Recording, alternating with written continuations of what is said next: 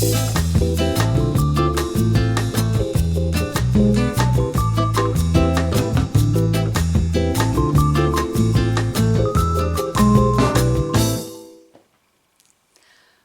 tout le monde, aujourd'hui on va se retrouver pour un nouveau tuto, donc le tuto de la culotte Sarah. Donc la culotte Sarah, c'est une petite culotte, donc le patron est gratuit sur le site pour réaliser comme ça, dans un tissu extensible, donc résille, microfibre, jersey, avec les côtés qui sont donc réglables, qu'on utilise avec des élastiques de bretelles, tout simplement, et puis les anneaux et les régleurs. Donc normalement, elle est comme ça dans le tuto de base. Et donc aujourd'hui dans ce tuto, je vais vous montrer comment faire la culotte Sarah avec le dos en dentelle. Parce que normalement, voilà, elle n'est pas faite pour une dentelle. Enfin, il n'y a rien de compliqué à modifier pour le dos en dentelle. Mais voilà, donc ça vous permettra d'avoir le devant toujours dans un tissu extensible. Donc pareil, microfibre, jersey, dentelle en laise et le dos tout en dentelle. Donc ce qui permet aussi d'utiliser ces chutes de tissu parce que du coup ce patron nécessite pas beaucoup de matière. Donc vous pouvez faire le dos dans un bout de dentelle, donc il vous faut vraiment moins d'un mètre pour caler le dos à l'intérieur. Et puis après dans des petites chutes pour le devant dans un autre tissu. Vous pouvez aussi le faire tout en dentelle, le devant et l'entrejambe, il faudra juste le couper comme dans un tissu normal sur la dentelle sans utiliser les bords festonnés. Et l'avantage aussi, c'est que du coup avec le dos en dentelle, vous n'avez pas besoin d'élastique puisqu'il y a le bord festonné qui va servir d'élastique en fait. Donc ça va se tenir et ça vous fera moins de marques et ça donnera un côté un peu plus tanga à la culotte. Donc voilà, j'espère que ce tuto vous sera utile et puis je vous dis à très bientôt. Vous avez coupé votre devant et entrejambe dans le tissu et la doublure dans un jersey coton. Maintenant, on va placer notre dentelle face à face en faisant correspondre le sens des motifs.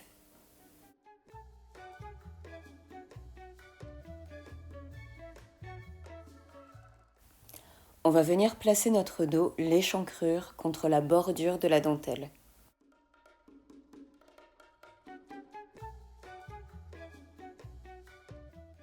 On ne va pas tenir compte de la courbure pour avoir une ligne droite et on va couper notre dos en prenant en compte la valeur de couture.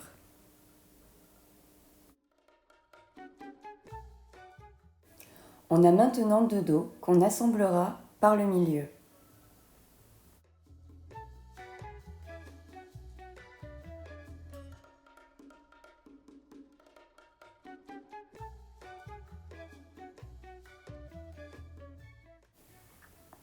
On va placer l'entrejambe sur le devant, endroit contre endroit. Puis on retourne pour venir placer la doublure endroit contre envers du tissu.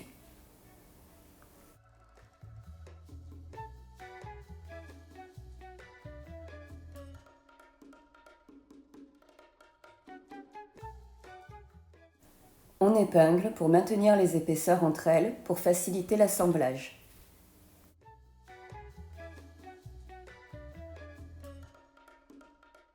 L'assemblage au point droit est fait et on obtient de jolies finitions. On va venir faire une surpiqûre de maintien au point zigzag simple sur les côtés de l'entrejambe et sa doublure. Cette étape vous facilitera la pose de l'élastique. Le point zigzag doit être moins large que l'élastique que vous avez choisi.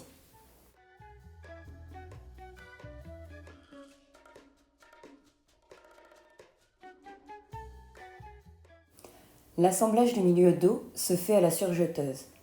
Mais si vous n'en avez pas, faites-le au point zigzag.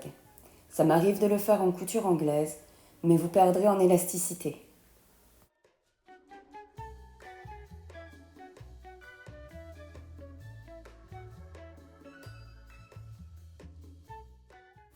J'ai choisi un élastique à picot pour la taille et les ouvertures de cuisse. Je relève la longueur de la taille avec l'élastique. Je ne vais pas appliquer la règle de 10%, car on va laisser dépasser d'au moins 1 cm de chaque extrémité.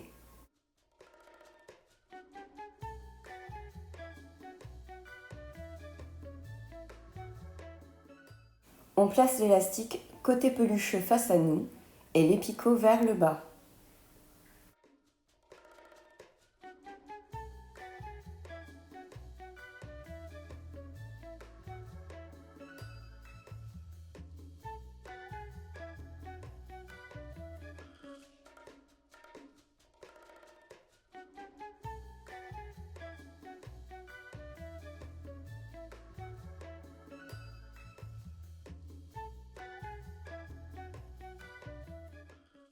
On procède de la même façon pour les ouvertures de cuisse.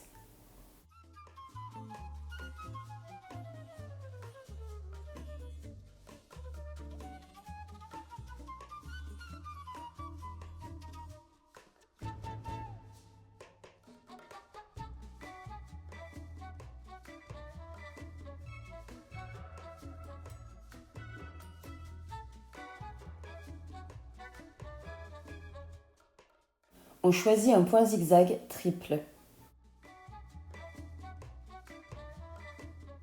Lors du piquage, on tend l'élastique sur le tissu, mais on n'étire surtout pas le tissu.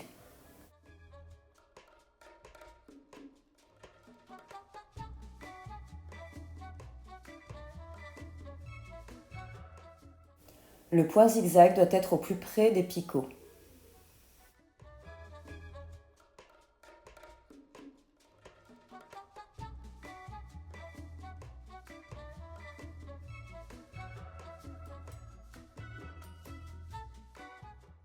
On rabat l'élastique sur l'envers et on pique de nouveau, cette fois au plus près du bord de l'élastique.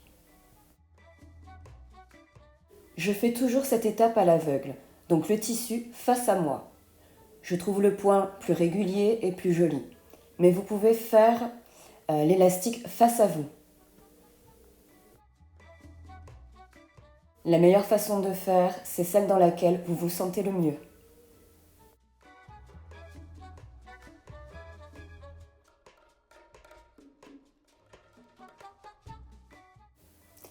On a posé les élastiques sur les contours du devant.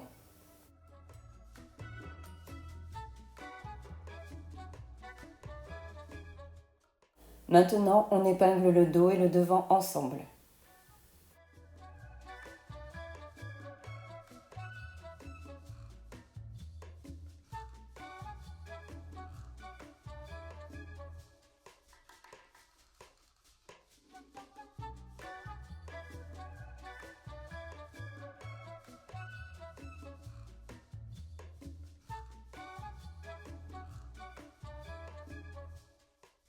On assemble le dos et le devant ensemble.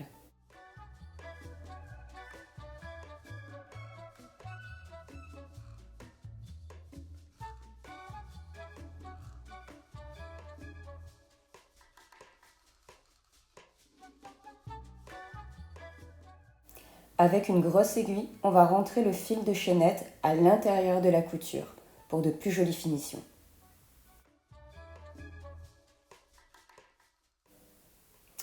Pour la taille du dos, j'ai choisi un biais plus souple que le picot choisi pour le devant.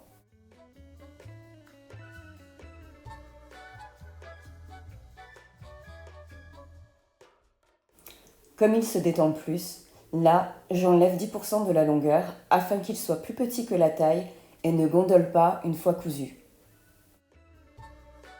Comme pour le devant, je l'épingle en laissant dépasser d'1 cm de chaque extrémité.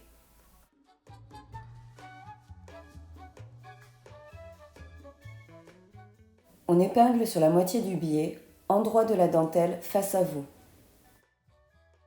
On pique toujours au point zigzag triple, en tirant légèrement sur l'élastique, mais pas sur la dentelle.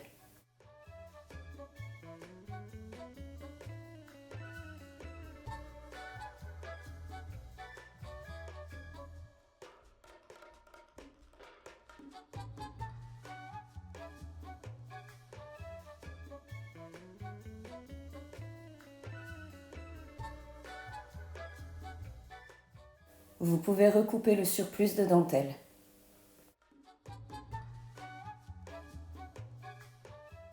On va rabattre le biais sur l'endroit de la dentelle et on pique toujours avec le même point zigzag triple.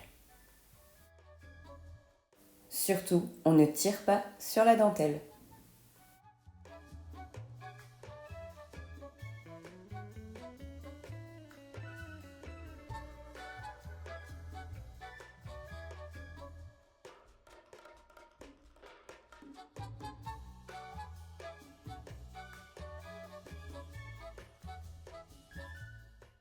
Notre culotte est presque terminée, il manque plus que les côtés.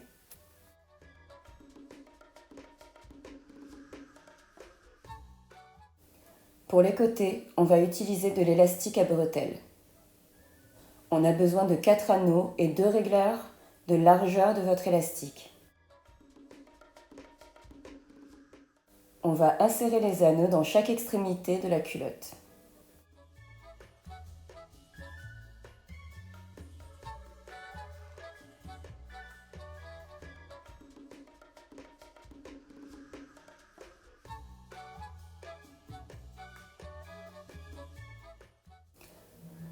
On a coupé notre élastique en 2 morceaux de longueur de 20 cm.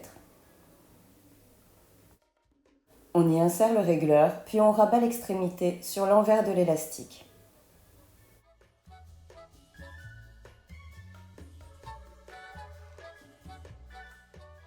On a épinglé nos 4 anneaux. On va régler notre point zigzag simple, petit et très serré pour fermer l'élastique.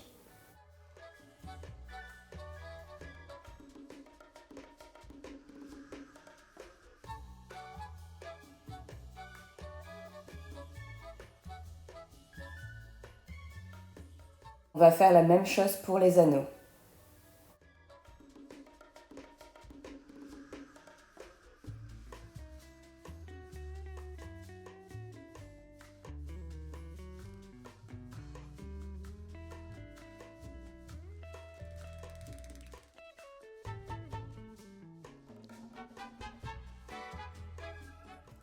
On peut couper le surplus.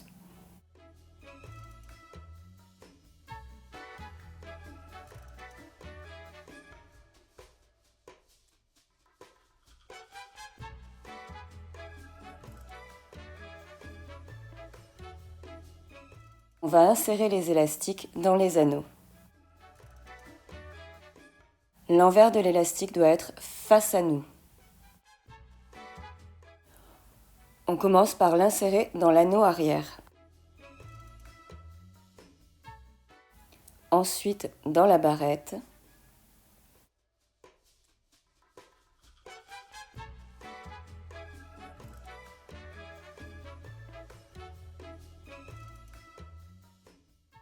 Puis on revient dans l'anneau devant.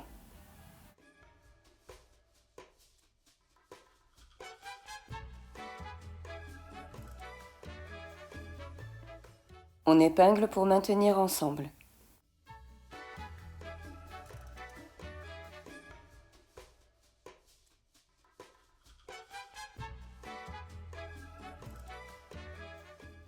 Comme pour les étapes d'avant, on va fermer avec un petit point zigzag.